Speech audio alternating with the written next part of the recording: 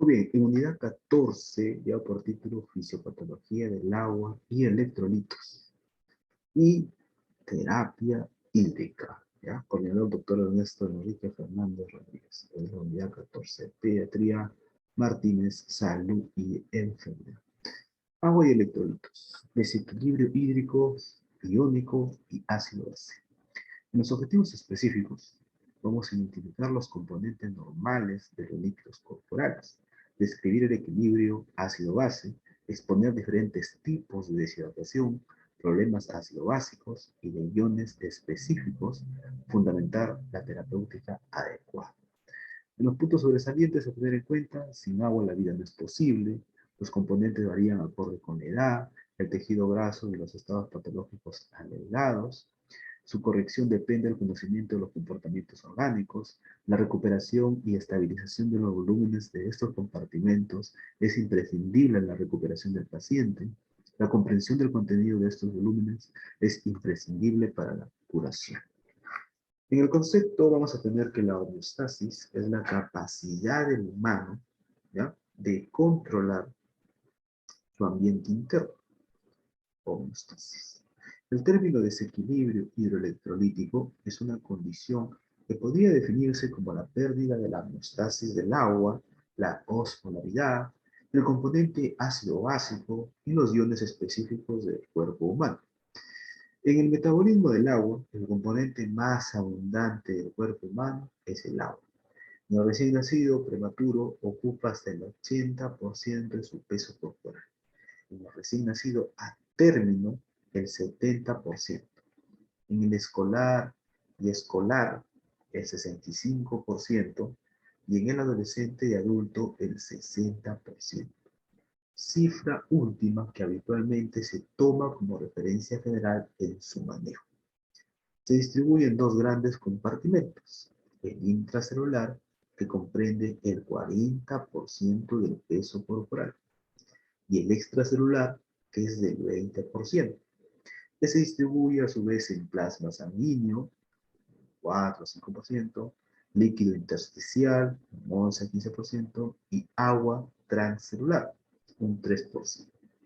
Proporciones que varían de acuerdo con la edad, de acuerdo con la cantidad de tejido graso y el estado de salud. Las fuentes de aprovisionamiento de agua vienen a ser la que se ingiere como tal, ¿no?, la que forma parte de la composición de los alimentos, y el agua de oxidación, ¿sí? El metabolismo de 1 gramo de carbohidratos produce 0,55 mililitros de agua.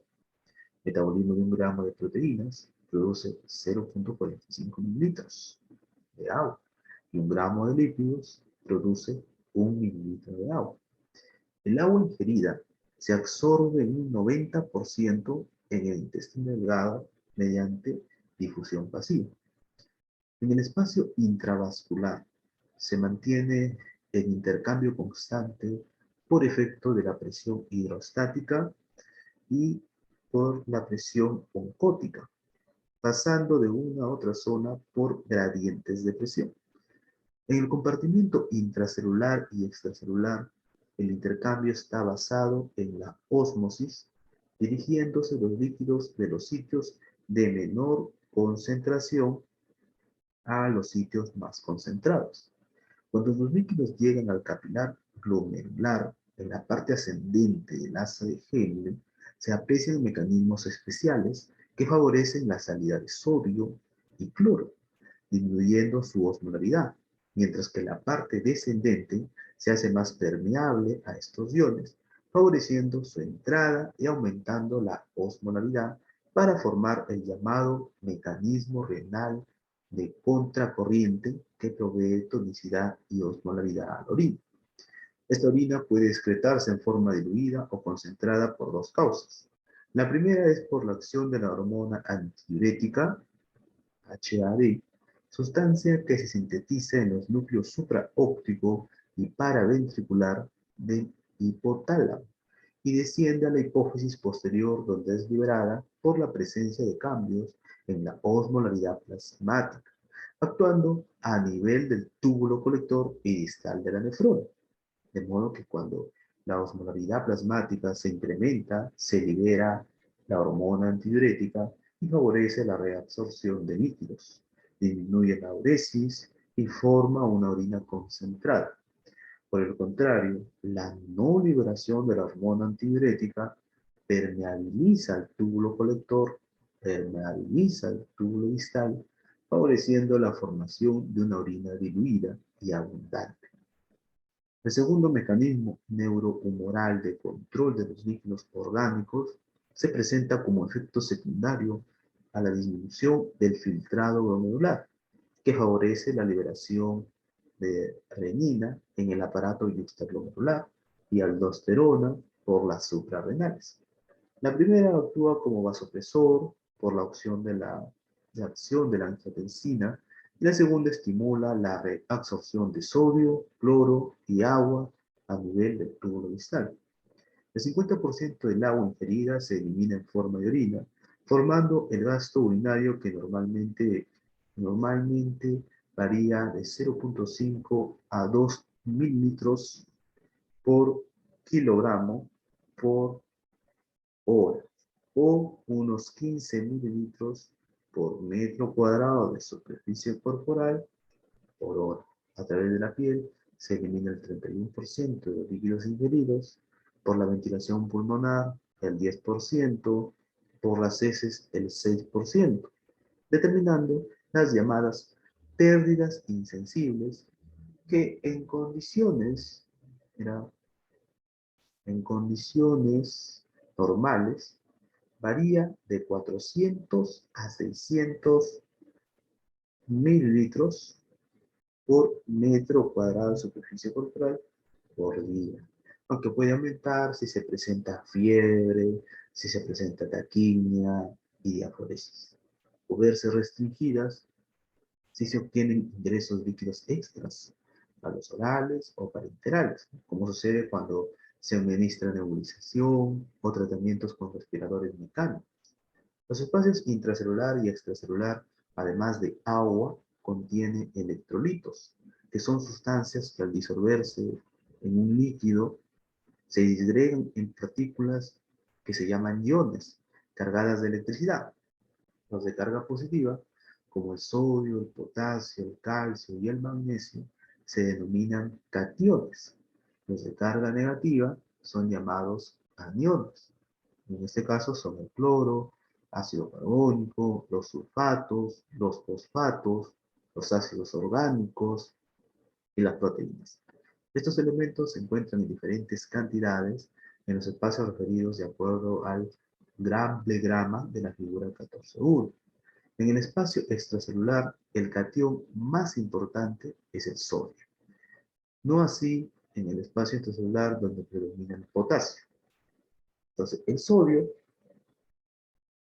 constituye el 93% de los cationes del plasma, donde se comprende que cualquier cambio de concentración de los cationes se refleja principalmente en los valores de sodio.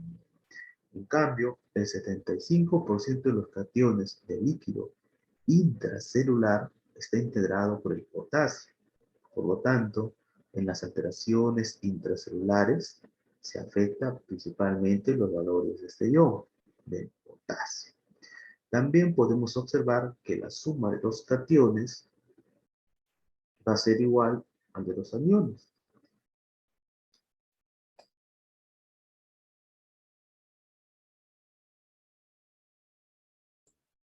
Igual al de los aniones, existiendo entre ambas un equilibrio permanente en condiciones normales. Estos datos indican la importancia que tiene la dosificación de estos elementos en mili equivalentes y no en miligramos para poder valorar las condiciones fisiológicas en un caso dado. La suma de los cationes medibles, ¿no? Sodio, potasio, calcio, es normalmente mayor que la de los aniones medibles, bicarbonato, cloro. La diferencia entre ellos se conoce como brecha aniónica o anionar y demuestra los aniones residuales o no medibles, fosfatos, sulfatos y ácidos orgánicos, y que normalmente varían de 8 a 16 1000 equivalentes por litro. En el anión GAP tenemos sodio menos bicarbonato más cloro. La elevación del anión GAP sugiere una fuerte formación de ácidos y dificultad para generar suficiente bicarbonato.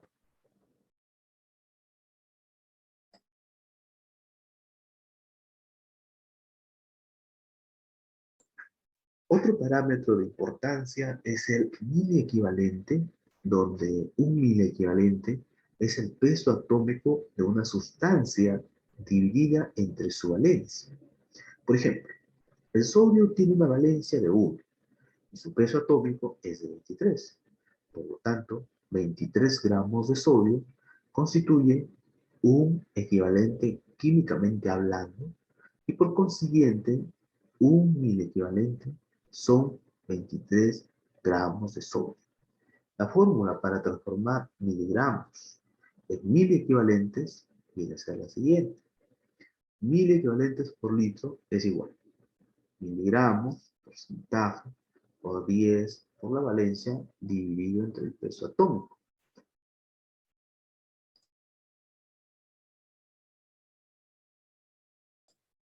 Otra medida que se utiliza en problemas de equilibrio hidroelectrolítico es el llamado mol. La milésima parte de un mol lo constituye un milimol y por lo tanto una solución molar está constituida por el peso molecular de una sustancia diluida en un litro de agua. Ejemplo, para hacer una solución molar de ácido clorhídrico, recordemos que este ácido tiene un peso molecular de 35 por el cloro, más 1 por el hidrógeno, que dan 36. Se requieren 36 gramos de ácido clorhídrico en un litro de agua.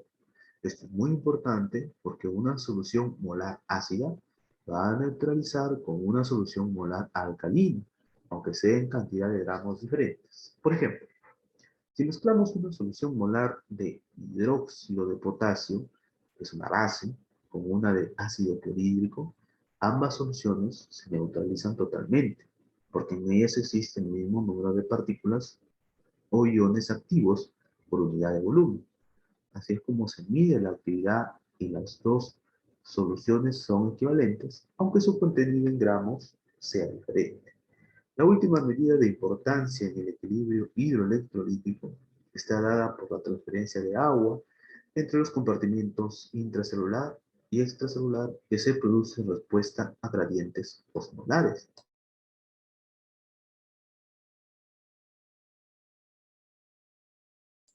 La osmolaridad se define como el número de miliosmoles de soluto por kilogramo de agua. Un miliosmol es igual a un milimol de soluto. La osmolaridad de los espacios intracelular y extracelular refleja las cantidades y los tipos diferentes de solutos dentro de cada compartimento. La fórmula para calcular los miliosmoles por litro de una sustancia es igual a gramos por mil, divididos entre el peso atómico o molecular. Por ejemplo, la fórmula química de la glucosa es 6 carbonos, 2 hidrógenos, o 6, ¿no? Como el peso atómico del carbono es 12, el hidrógeno es 1, el oxígeno es 16, el peso molecular de la glucosa sería 12, hay 2 hidrógenos por 6, ¿no? Carbón, 12 carbono, tenemos más 1 por 12 del hidrógeno y más 16 por 6 del oxígeno. En total da 180. Así, un mol de glucosa es igual a 180 gramos. Y un milimol es igual a 180 miligramos. La fórmula viene a ser la siguiente. Miliosmol por litro es igual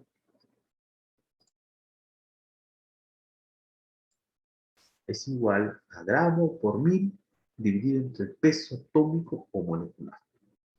El sodio, la glucosa y la urea son algunas de las sustancias disueltas en los líquidos corporales que favorecen el paso de los mismos a través de las membranas semipermeables del cuerpo humano.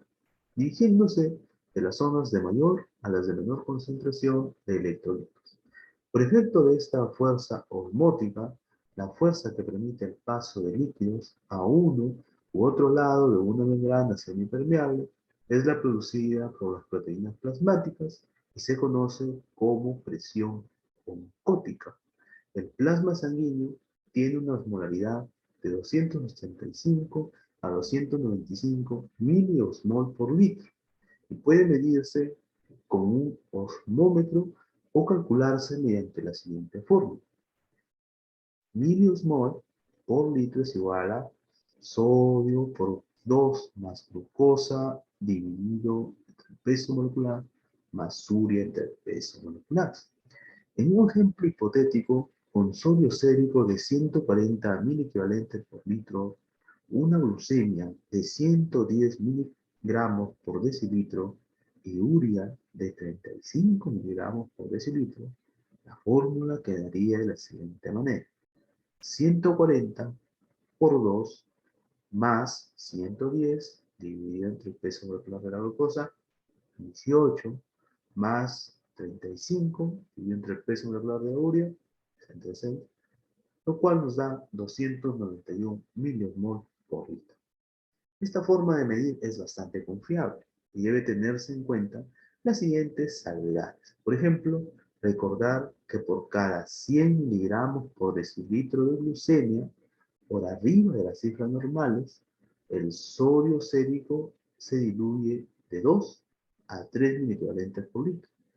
Que por cada 30 miligramos por decilitro de urea, por arriba de las cifras normales, el sodio sérico se diluye de 3 a 4 miliequivalentes por litro.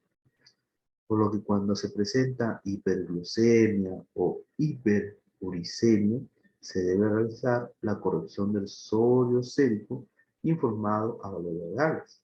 Por ejemplo, en un paciente donde se tenga una glucemia de 500 miligramos por decilitro, una urea de 65 miligramos por decilitro y sodio sérico 130 miligramos por litro. Entonces, el sodio real es de 141 miligramos por litro, no 130. Y, esto se debe a que la glucemia se pasa 4 tantos de lo normal, ¿no? 4 tantos de lo normal. Entonces, estamos hablando 4 por 2 sería 8 miligramos. Y la urea se pasa un tanto de lo normal. Entonces sería 1 por 3, ¿no? Igual 3 miligramos. Entonces, sería simplemente el 130 sumar el 8 más 3. 141 miligramos. Por lo tanto, el cálculo real sería la suma del sodio sérico informado, ¿no?, más los 8 equivalentes aportados por la hiperglucemia, a los 3 equivalentes aportados por la hiperuricemia, dado el sodio real de 141 equivalentes por litro. Por lo tanto, la osmolaridad sérica sería 141 por 2 más 500 entre 18 más 65 entre 6, igual 318 miliosmol por litro. Cifra que difiere en forma importante de la que se hubiera obtenido de no hacerse la corrección del sodio sérico a su valor real, que sería de 130 por 2, ¿no?, más 500 sobre 18 más 65 sobre 6, igual 298 miliosmol por litro, y cuyo resultado tendría importantes repercusiones en la salud del paciente, ya que el valor real muestra un estado hiperosmolar, mientras que la determinación no corregida nos da cifras normales de osmolaridad y su manejo sería completamente diferente según el caso. Del conocimiento de estas bases fisiológicas fundamentales, pasamos a las patológicas con el tema de la deshidratación. En la deshidratación, bueno, la deshidratación es un síndrome que en nuestro medio generalmente es condicionado por el vómito, la diarrea y en otras ocasiones por parte de padecimientos graves, como sepsis, bronconeumonía, sarampión, etc. Asimismo, existen otras condiciones metabólicas patológicas que implican pérdidas exageradas de líquidos como diabetes mellitus, intoxicaciones, estenosis del píloro o cualquier otra causa de consunción orgánica. El cuadro clínico de la deshidratación por diarrea está constituido por los antecedentes obtenidos en el interrogatorio, pues generalmente se trata de niños pequeños que han presentado en horas o días anteriores numerosas evacuaciones líquidas, vómitos, fiebre y anorexia, a los que se han privado de alimento y aún de líquidos por sus familiares. Entonces, en estos momentos es cuando identificamos el grado de severidad de la deshidratación a través de la exploración física y que clásicamente se ha esquematizado en 3 grados que varían de acuerdo a la edad y peso de los pacientes. Así tenemos el primer grado leve, cuando el paciente pierde del 3 a 5% de su peso corporal. Se detecta por la presencia de hipotensión en la fontanela anterior, en el recién nacido y el lactante menor. En los niños mayores, hay llantos en lágrimas, mucosas orales secas y pérdida de la turgencia de la piel, formando el llamado signo de lienzo U. Este grado de deshidratación requiere un aporte de 100 a 110 mililitros por kilogramo por día de soluciones intravenosas para su corrección. Se habla de deshidratación de segundo grado o moderada cuando se pierde del 5 al 10% del peso corporal y en ella se agrega a los signos de deshidratación de primer grado, alteraciones como el enoftalmos e hipotermia distal, requiriéndose para esos casos de 150 a 180 mililitros por kilogramo por día de líquidos para su corrección. En la deshidratación de tercer grado o severa, se pierde hasta el 15% del peso corporal y además de los signos anteriores, se presenta ya alteraciones de la microcirculación visibles por la piel marmórea, el llenado capilar lento, mayor de 3 segundos, oliguria, hipotensión arterial, disminución de la presión venosa central, taquicardia, una taquicardia compensatoria y somnolencia. En estos casos se requiere una restitución de líquidos con infusión en bolos a razón de 20-60 mililitros por kilogramo por dosis, a pasar en 1 hora y posterior a su estabilización. Líquidos a dosis de 200 mililitros por kilogramo por día. El manejo de soporte continuo se hará con base a la reposición de las pérdidas insensibles, 400 a 600 mililitros por metro cuadrado de superficie corporal, a sus requerimientos básicos, 1500 a 2000 mililitros por metro cuadrado de superficie corporal por día, más las llamadas pérdidas actuales que van a estar dadas por la medición de las evacuaciones diarreicas, vómitos, pérdidas cuantificables por sondas de Levy o Foley, que conforman los egresos por turnos sustentados en la hoja de enfermería y que conocemos como balance de líquidos. Dentro del mismo es importante la toma diaria del peso corporal en ayunas.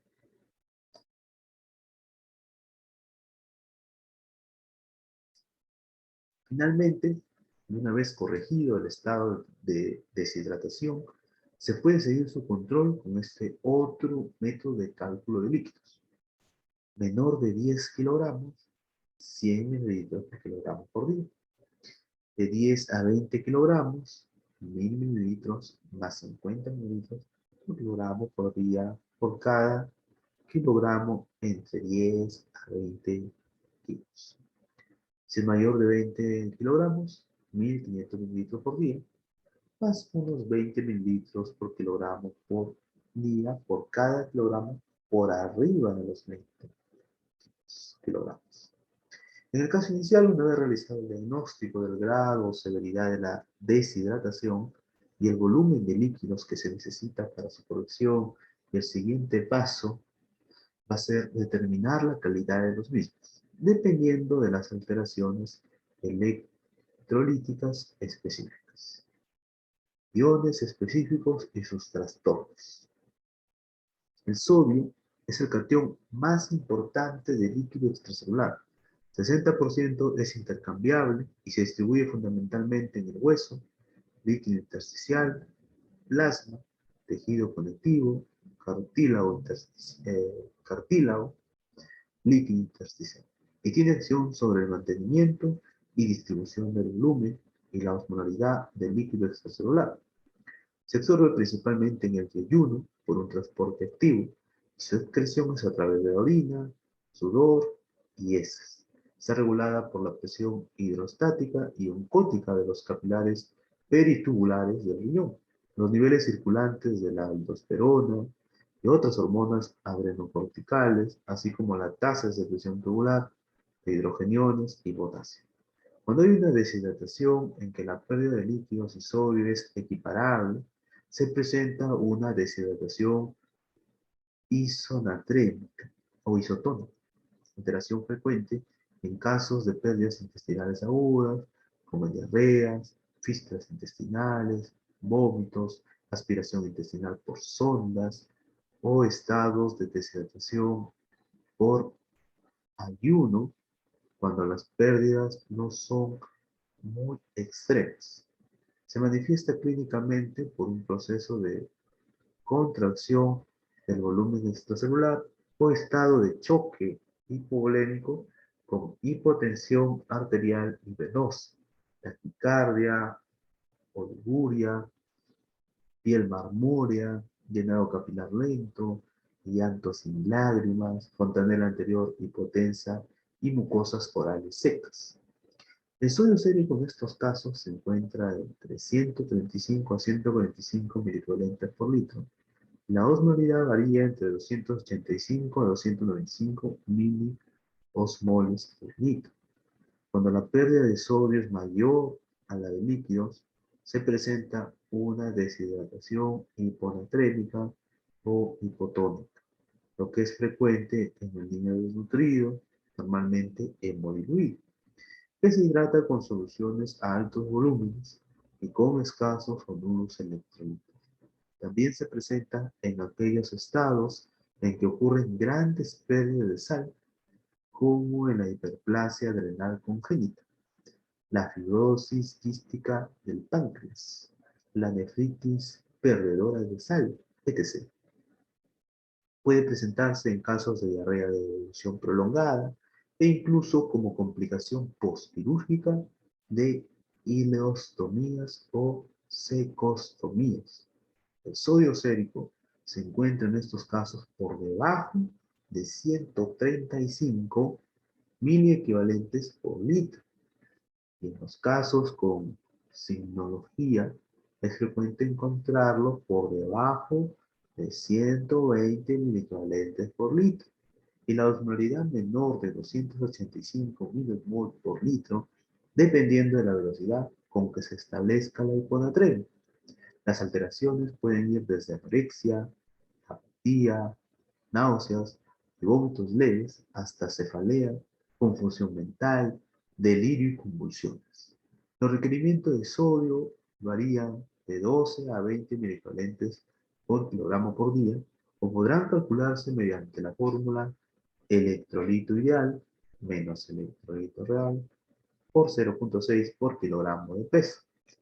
Poniendo el ejemplo de un paciente de 2 años de edad con 14 kilogramos de peso y sodio sérico de 130 milivalentes por litro. Entonces la fórmula va a quedar 140 menos 130 por 0,6 por 14. Igual 84 miliequivalentes de sodio para su corrección total. La fórmula anterior consiste en determinar la cantidad de sodio que se necesita, restando el electrolito real del ideal multiplicado por el porcentaje de líquidos corporales esperados para esa edad por los kilogramos de peso reales. Si la hiponatremia es dilucional por sobrecarga de líquidos, como sucede en el posoperatorio de cardiocirugía, con circulación extracorpórea, el sodio no se corrige y se espera la pérdida de líquido sobrante por el riñón.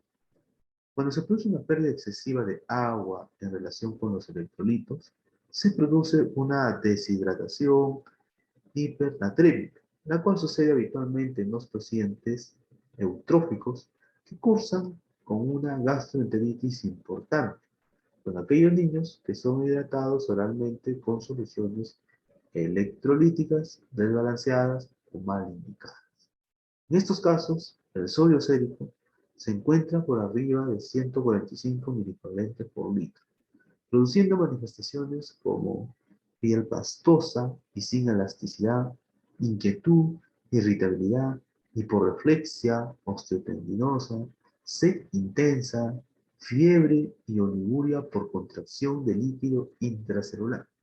Su requerimiento de sodio en estos casos son de 4 a 5 miliequivalentes por kilogramo de peso al día, y los ingresos de líquidos necesarios para diluir esta sobrecarga electrolítica se calculan mediante la siguiente fórmula: 4 mililitros por exceso de sodio en miliequivalentes por litro por kilogramo de peso, igual al volumen de líquidos necesarios para la corrección electrolítica. Esta fórmula consiste en multiplicar la constante 4 por la cantidad de sodio que se considere en exceso, y esto a su vez por los kilogramos de peso del paciente. Como ejemplo, podríamos a un paciente de 1 año de edad con 10 kilogramos de peso, un sodio sérico de 150 miliequivalentes por litro, lo que nos daría 4 por 5 por 10, un total de 200 mililitros de líquidos sin electrolitos necesarios para estabilizar esa carga iónica. La forma de administración dependerá del criterio del médico tratante, pudiéndose pasar en tercios o cuartos, de acuerdo con la gravedad del caso y el tiempo en que se quiera corregir esta alteración, aunque de acuerdo con la experiencia del autor, no debe ser menor de 24 horas. El potasio es el catión intracelular más abundante, 89%. El 95% intercambiable a nivel extracelular se localiza de preferencia en el hueso, el intersticio, el cartílago y el plasma. Tiene acción sobre la conducción neuromuscular, la osmolaridad intracelular, el metabolismo de los carbohidratos y la síntesis de proteínas. Sus requerimientos varían de 1 a 3 miliequivalentes por kilogramo por día en los prematuros, 2 miliequivalentes por kilogramo por día en los recién nacidos, 4 miliequivalentes por kilogramo por día en los lactantes y preescolares eutróficos, y 6 miliequivalentes por kilogramo por día en el desnutrido. Para mantener el balance de potasio plasmático, se puede eliminar a través de las heces, el sudor, el riñón a nivel del túbulo distal, y cuando se requiere, reabsorber en el túbulo proximal. La depresión del potasio sérico o hipopotasemia se puede deber a carencia en su aporte, como en la desnutrición o cuando se administran soluciones parenterales bajas en potasio, por aumento en las pérdidas a través del tubo digestivo, como las diarreas, vómitos, aspiración de líquido intestinal, etc., por acción iatrogénica, como el uso de corticosteroides, tiazidas, mannitol, teofilina, carbenicilina, anfotericina B, etc. Por pérdidas excesivas a través de la piel, como en las quemaduras. Desde un punto de vista clínico, se manifiesta por debilidad muscular, fatiga, pulso débil, distensión abdominal, arritmias, taquicardia ventricular, alteraciones similares a la intoxicación digitálica, y los paraclínicos muestran cifras menores a 3.5 miliequivalentes por litro de potasio sérico, y SG señala aplanamiento de la onda T, el electrocardiograma, disminución del complejo QRS, depresión del segmento ST y prolongación del intervalo QT. El tratamiento depende de la corrección de la causa primaria y la reposición del potasio por vía oral con alimentos ricos en este ion, como son las papas, cítricos, plátanos, etc. O la administración parenteral de potasio, calculando la dosis mediante la fórmula ya referida de electrolito ideal menos electrolito real por 0.6 por kilogramo de peso. Por ejemplo, en el caso de un niño de 2 años, 2 años de edad, con 14 kilogramos de peso y un potasio sérico de 3 miliequivalentes por litro, requerirá pues 4 menos 3 por 0.6 por 14, 8,4 miliequivalentes de potasio para su corrección total. La forma de administrarlo dependerá de la gravedad del caso y la semiología, pudiendo agregarse a las soluciones nasales del día o en bolo directo en una hora, recordando que debe tenerse la certeza de la permeabilidad de una vía venosa gruesa y que la solución no sobrepase su concentración del 4%, que requiere decir no más de 4 miliequivalentes de potasio en 100 mililitros de solución, ya que puede provocar la lesión endotelial. ¿Ya? Cuando hay sobrecarga iatrogénica o retención, ¿no? Una insuficiencia renal de potasio, se presenta la hipercaliemia o hiperpotasemia, que se manifiesta clínicamente por parestesias de extremidades, disminución de la sensibilidad profunda y arritmias cardíacas como bloqueo auriculoventricular, fibrilación ventricular y asistolia. El ECG muestra ondas T altas y acuminadas, ¿no? QRS alargado con profundidad de la onda S, aplanamiento de la onda P y prolongación del intervalo PE. En el plasma se encuentran cifras de potasio por arriba de 5 miliequivalentes por litro en los casos leves y hasta 9 miliequivalentes por litro en los graves. El tratamiento consiste en disminuir el aporte de potasio exógeno o endógeno. Cuando la hiperpotasemia es importante, los medicamentos que contrarrestan sus efectos cardíacos, ¿ya? Son el gluconato de calcio, 20 miligramos por kilogramo por dosis, en bolo, a pasar en 5 minutos, pudiéndose repetir 2 veces. Y el bicarbonato de sodio, 1 a 2 miliequivalentes por kilogramo por dosis, en infusión intravenosa, a pasar en 20 minutos. La llamada solución polarizante disminuye las concentraciones séricas de potasio, preparándose con 1 a 2 gramos por kilogramo de glucosa e insulina 0,3 unidades por gramo de glucosa en infusión para 2 horas. En los casos severos, aparte de estas aplicaciones, se sugiere iniciar de inmediato la diálisis peritoneal o hemodiálisis si se cuenta con ella. En el manejo integral de un caso de deshidratación, considerando al sodio y potasio como los electrolitos básicos, pasamos al manejo integral de un caso de deshidratación, recordando que este se fundamenta en la determinación clínica del daño, el cálculo del volumen de reposición, el tipo de iones específicos que se requieren. En el caso tenemos un paciente masculino, 12 meses de edad, peso de 10 kilogramos, talla de 76 centímetros y superficie corporal de 0,46 metros cuadrados, proveniente de medio socioeconómico bajo, con malos hábitos higiénicos, dietéticos, que ingresa al servicio de urgencias por un cuadro de 72 horas de evolución con evacuaciones de líquidas en número mayor de 10 en 24 horas, con moco, sin sangre, acompañadas de hipertermia de 39 grados, tensión arterial de 60 a 40 milímetros de mercurio, frecuencia cardíaca 120 pulsaciones, frecuencia respiratoria 45 respiraciones por minuto, oligúrico, con mucosas orales secas, enoftalmo, signo de lienzo húmedo positivo, está inquieto y irritable, sediento, polihipereneico, con piel marmórea y llenado capilar de 5 segundos. El tratamiento sería el siguiente: bolo o carga rápida de soluciones electrolíticas balanceadas a razón de 20 a 60 mililitros por kilogramo por dosis para una hora. 20 por 10 sería igual a 200 mililitros de solución Harmon intravenoso para una hora. Las soluciones en el mercado comercial son múltiples, por lo que se muestran sus principales características en el cuadro 14 con respecto a su concentración de electrolitos y osmolaridad.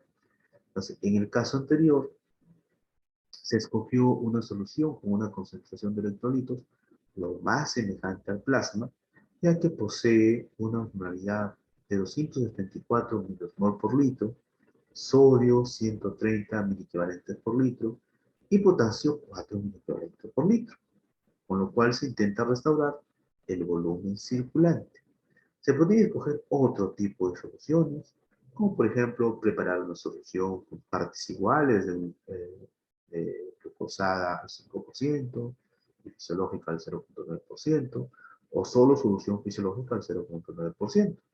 Sin embargo, el criterio en estos casos consiste en escoger la marca comercial o presentación a nuestro alcance que nos permita mantener y restituir las necesidades de agua y electrolitos de nuestro paciente, de acuerdo con los lineamientos expuestos. A las 2 horas se reporta temperatura axilar de 37 grados centígrados, tensión arterial 90-70 milímetros de mercurio, presión venosa central de 7 a 9 centímetros de agua, uresis de 0,6 mililitros por kilogramo por hora. Se informa de 5 evacuaciones líquidas y un vómito de contenido gástrico, así como peso de 9.800 gramos. El laboratorio reporta sodio sérico de 130 equivalentes por litro, potasio sérico de 3.000 equivalentes por litro, por lo que se calculan las pérdidas insensibles de 500 mililitros por 0,46 metros cuadrados de superficie corporal, igual a 230 mililitros por día o 76 mililitros para las siguientes 8 horas. Requerimientos basales de 1.800 mililitros por 0,46 metros cuadrados de superficie corporal, igual a 828 mililitros por día o, 276 mililitros para las siguientes 8 horas. En el cuadro tenemos nosotros lo siguiente. Soluciones electrolíticas comerciales. Sodio, cloro, potasio, lactato, calcio, magnesio, acetato, glucosa, gluconato y su osmolalidad. En soluciones parenterales tenemos fisiológica 0,9%, Darrow, Ringer, Harman, Normosol R, Rubin, Calcagno, glucosa 5%. Y soluciones orales, como por ejemplo Pedialyte SR90, Pedialyte SR45, electrolit pediátrico y electrolit. Entonces, teniendo en cuenta, en el ejemplo anterior, bueno, el peso actual, 9.800 gramos, peso inicial, 10.000 gramos. Entonces, 200 gramos o 200 mililitros de líquidos perdidos en las últimas horas. Entonces, todo lo anterior nos va a dar un total de 552 mililitros de líquidos para las próximas 8 horas. Entonces, ¿qué tipo o calidad de solución es la indicada en este momento? De acuerdo a las fórmulas presentadas en el texto, sus requerimientos de sodio son de 130 a 140 por 0,6 por 10, igual a 60 miliequivalentes por día o 20 equivalentes por 8 horas. La solución fisiológica al 0,9% contiene 15,4 miliequivalentes de sodio por cada 100 mililitros de solución. Los 20 miliequivalentes son igual a 133 mililitros. Sus requerimientos de potasio son de 4,5 menos 3, ¿no? Por 0,6 por 10, igual 9 miliequivalentes para el momento actual. Entonces, el fracaso,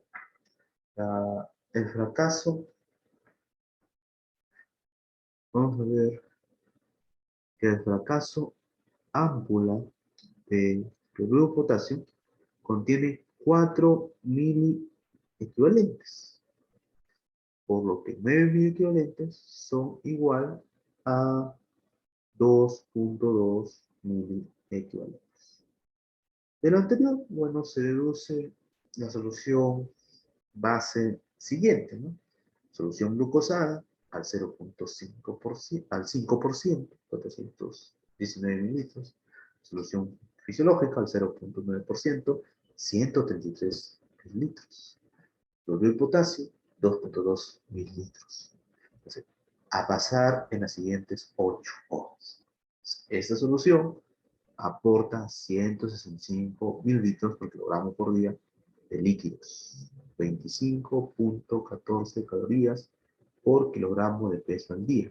6 miliequivalentes por kilogramo por día de sodio y 2.6 miliequivalentes por kilogramo por día de potasio. Pues estas cifras se correlacionan con la alteración a corregir en este paciente que cursa con una deshidratación moderada o de segundo grado, con hiponatremia e hipopotasemia D. ¿Ya? D. Entonces, respecto al calcio, ahora vamos a ver respecto al calcio.